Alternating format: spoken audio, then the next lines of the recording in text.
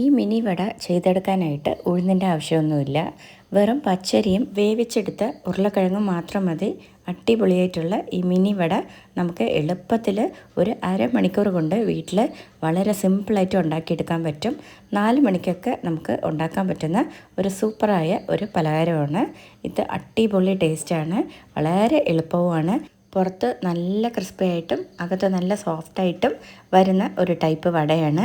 അതിന് നമുക്ക് ഇപ്പോൾ എന്തൊക്കെയാണ് വേണമെന്ന് നോക്കാം. ഞാനിവിടെ എടുക്കുന്നത് ഹാഫ് കപ്പ്, നമ്മൾ മെഷറിംഗ് കപ്പിൽ ഹാഫ് കപ്പ് അളവിന് ഒരു ഫുൾ കപ്പ് പച്ചരി എടുത്തിട്ടുണ്ട്.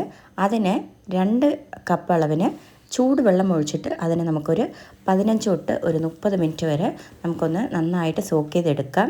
അതിനെ ഇപ്പോൾ ഒരു 30 മിനിറ്റ് കഴിഞ്ഞിട്ട് ഞാനൊരു മിക്സി ജാറിൽ ട്രാൻസ്ഫർ ചെയ്തിട്ടുണ്ട്.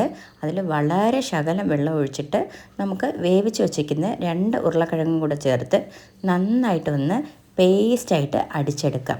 ഒരിക്കലും വെള്ളം ഒരുപാട് കൂടിപ്പോകരുത്. കൂടിപ്പോയാൽ നമ്മൾ ബാറ്ററി ലൂസായി പോകും, നമുക്ക് നല്ല വട പരുവത്തിൽ കിട്ടില്ല. അപ്പോൾ ഇതുപോലെ അടിച്ചെടുത്തിട്ടുണ്ട്. ഇപ്പോൾ നമുക്ക് കറക്റ്റ് പരുവത്തിൽ നല്ല തിക്കായിട്ട് വന്നിട്ടുണ്ട്.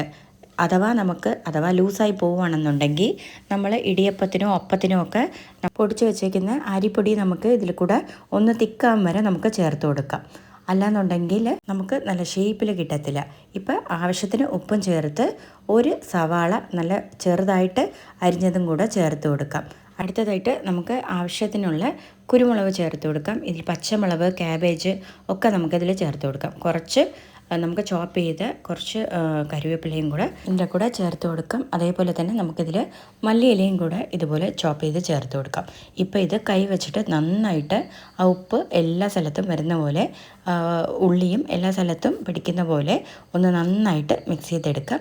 ഇപ്പോൾ ബാറ്റർ നമുക്ക് വടയുടെ ബാറ്റർ പോലെ ഇതുപോലെ നല്ല തിക്കായിട്ട് വേണം.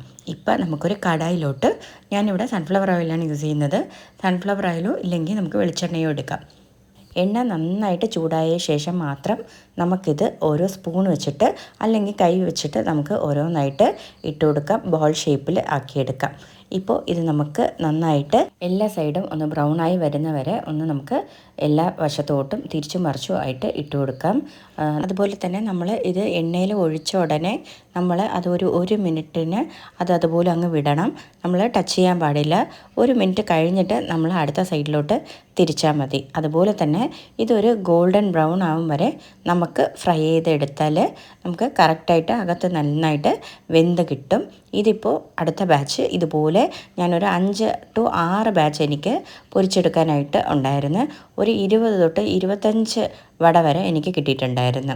ഇപ്പോൾ ഇതിനെ നമുക്ക് ഒരു ഇലയിലോട്ട് മാറ്റി വയ്ക്കാം. ഇതിൻ്റെ കൂടെ ബെസ്റ്റായിട്ട് സെർവ് ചെയ്യാൻ പറ്റുന്നത് നമുക്ക് ഒന്നി തക്കാളി ചട്നി നമുക്ക് ഉണ്ടാക്കാം. അല്ലാന്നുണ്ടെങ്കിൽ നമ്മളുടെ തേങ്ങ വെച്ചിട്ട് നമുക്ക് ഹോട്ടലിലൊക്കെ കിട്ടുന്ന തേങ്ങാ ചമ്മന്തി അധികം വെള്ളം ഒഴിക്കാതെ നമുക്ക് അത് അരച്ചെടുത്താൽ നല്ല ടേസ്റ്റ് ആയിരിക്കും ഇതിൻ്റെ കൂടെ കഴിക്കാനായിട്ട്.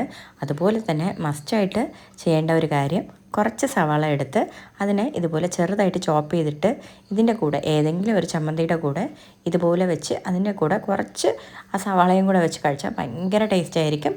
അപ്പോൾ എല്ലാവരും അതുപോലെ ഒന്ന് ട്രൈ ആക്കി നോക്കുക. നല്ല ടേസ്റ്റാണ്. പുറത്ത് നല്ല ക്രിസ്പിയാണ്.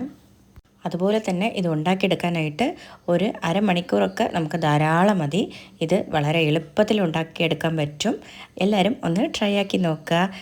വീഡിയോ ഇഷ്ടപ്പെടുകയാണെന്നുണ്ടെങ്കിൽ നമ്മളെ വീഡിയോ ലൈക്ക് ചെയ്യാനും അതുപോലെ തന്നെ നമ്മളെ ചാനൽ സബ്സ്ക്രൈബ് ചെയ്യാനും മറക്കരുത്. Thanks for watching. ബൈ.